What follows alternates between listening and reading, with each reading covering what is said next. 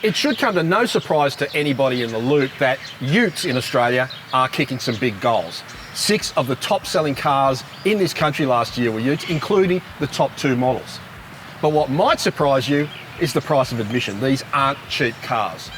So what Mazda's done with its BT-50 range is brought in this car, the XS, which is a new base model and extends the range downwards. And the idea is to give you a little bit less ute for a little bit less money.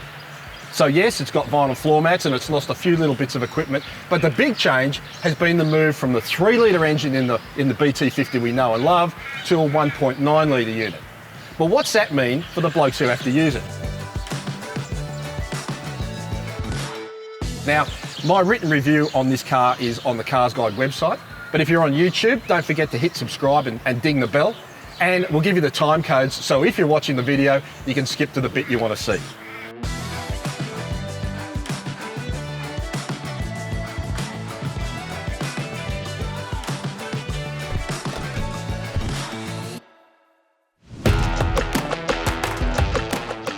Opting for the smaller 1.9-litre engine will save you about $2,000 or $3,000 over the same ute with the bigger engine.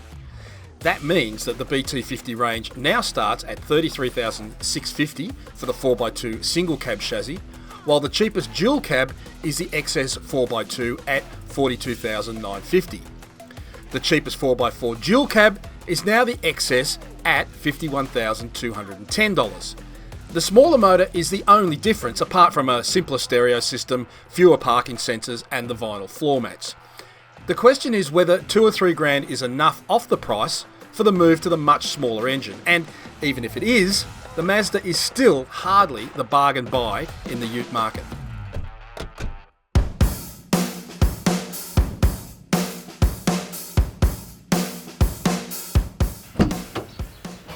Inside this base model Mazda, there's some really nice design touches that show to me that Mazda has really thought about this as a work truck. And that starts with the vinyl floor coverage. I mean, why don't more work trucks have vinyl floor mats? Carpet just doesn't make sense.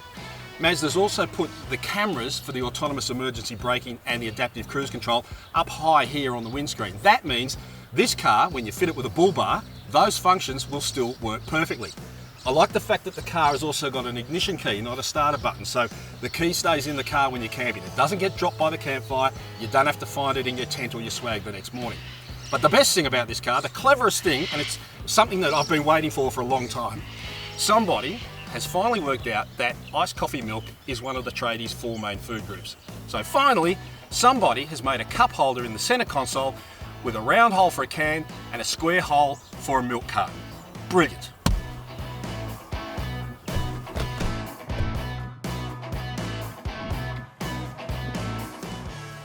The XS might be the entry-level trim spec, but you do have choices in how it's packaged up. The XS can be had as a single cab chassis with 2-wheel drive, a dual cab pickup with 2-wheel drive, or a dual cab with 4-wheel drive, and that will be the popular choice. The business end of the BT-50 hasn't changed, and it's the same in the XS. It's the same as it ever was. And it's pretty typical for this type of vehicle. The load space is almost square. There are 4 tie downs, although the 2 front ones are pretty high.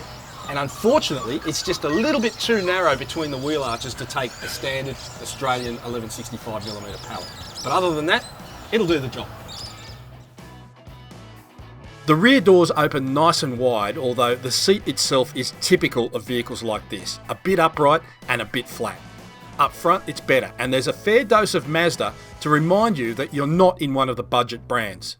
The info screen is big, and there's the usual Apple CarPlay and Android connectivity. The center console has a USB charging port, and there are big bottle holders in each door. Okay, so the $1 million question is, what does fitting a 1.9-litre engine do to the way a BT-50 Mazda drives? Well, probably not as much as you'd think. I think the smaller engine weighs a bit less, so there's less weight over the nose of the car, which makes it feel a little bit more natural to steer. The ride's the same as the 3-litre, which is to say, it's not the best riding Japanese ute in its class, it's not the worst, it's about what you'd expect. The practicality is good, the safety is good, it's all the same across the board, really. You lose a few little knickknacks and bits and pieces with the XS, and in the 2-wheel drive model, you're back to steel wheels and rubber floor mats, but that's fine. The big difference is in the way the two variants accelerate. Now, the 3 litre, it's got 140 kilowatts and 450 newton meters of torque. It feels perky. The 1.9, it feels adequate. It does that modern turbo diesel thing of hanging on for grim death up a hill, which is great, but it's 100 newton meters shy of the 3 litre, so it's 350 newton meters, and you can feel it. Significantly too, you'll feel it with a few bags of cement in the back or something on a trailer behind it. And in the traffic light Grand Prix, it gets there, but it's certainly not a fast car. Once you're up and rolling, it's actually pretty good. The revs come down to 1600 RPM and the thing just rolls along in 6th gear. That's fine. But you are going to notice it if you drive it back to back with the 3 litre. If you don't, however, if you've only ever driven the 1.9, well, if you never had it, you're not going to miss it.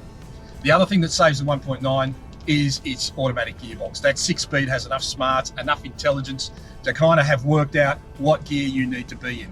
And that, with the transfer case low ratio gears off-road, will mean that the XS will work pretty well too. The only thing that I'm a little bit surprised at is that the smaller engine isn't a little bit more refined and smoother. It's actually just as noisy and just as gruff as the 3 litre, so I'm not sure what's going on there.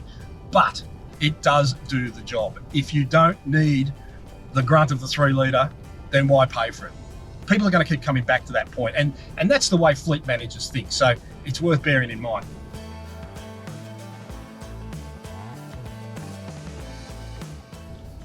The other bit of BT-50 news is this model. It's called the SP, and it is at the polar opposite end of the BT-50 lineup. The XS is right down at the entry level. This is only one step down from the top of the BT-50 food chain. Only the Thunder Ute trumps it in terms of glamour. It's designed to be a sporty version of the BT-50. Now, if you can call a dual cab turbo diesel 4x4 Ute sporty, that's a matter for you. However, it does have a lot of nice pieces that go with it. It's got 18-inch alloy wheels. It's got Butte suede and leather seat trim. It's got a roller tonneau cover on the back, and it's just a really, pleasant thing to drive. The colour's nice. It's got a brown sort of accent to the leather, which I guess if you look at it in the wrong light, looks like it's already dirty. But I like it. It's a change from the relentless greys and blacks. This car is only available in a dual cab 4x4.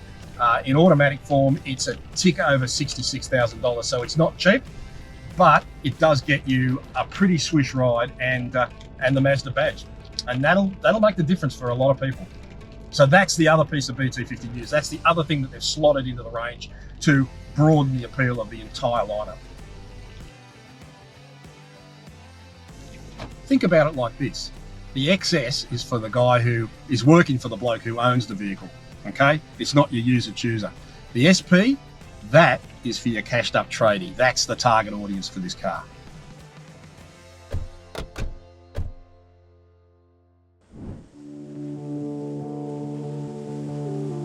The move to the smaller engine will save you around a litre per 100 kilometres over the 3 litre engine. On test, we recorded a fuel consumption number on mainly country roads of 7.2 litres per 100 kilometres for the 1.9 litre engine. In the real world, with a 76 litre tank, that gives you a range of more than 1,000 kilometres.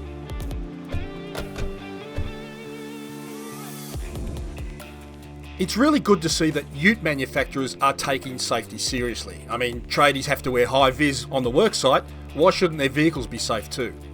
The BT-50, even in base model form, has autonomous emergency braking, forward collision warning, hill descent control, lane departure warning and prevention, rear cross traffic alert, a reversing camera, active cruise control, traffic sign recognition and blind spot monitoring.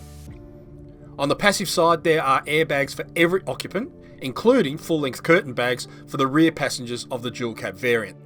The only safety features that the XS misses out on compared with the more expensive versions are front and rear parking sensors on the 4x2 single cab chassis and front parking sensors on dual cab versions of the XS model. The standard reversing camera makes up for much of that, however. All up, the BT-50 is a 5-star ANCAP safety performer.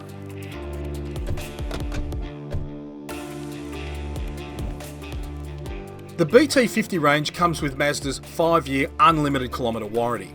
Servicing intervals are every 15,000 kilometres or 12 months, whichever comes first, and you can check out Mazda's website for the fixed cost of each service. The bigger question is, what will a smaller engine do to resale value as what is a fleet model falls into private hands in a few years, or when the lease is up?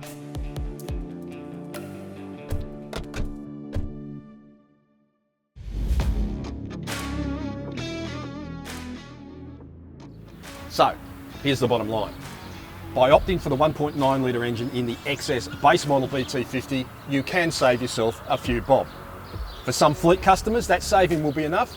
For other customers, maybe not, because you have to remember that there are other Japanese brands that offer a bigger engine with the same sort of specification and packaging at the same or even a little bit less money. But one thing Utes have taught us over the years is that quality is not a given. And that Mazda badge, it infers plenty of quality, and that will be enough for some people too. But here's something else important to keep in mind. This version of the XS with a 1.9 litre engine is limited to towing 3,000 kilos. If you need to tow 3,500 kilos, you need to buy the 3 litre BT-50. It's that simple.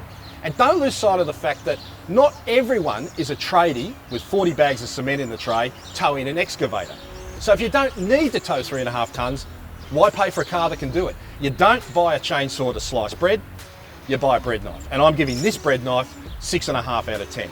Don't forget, check out the written review on the CarsGuide site and subscribe to stay up to date.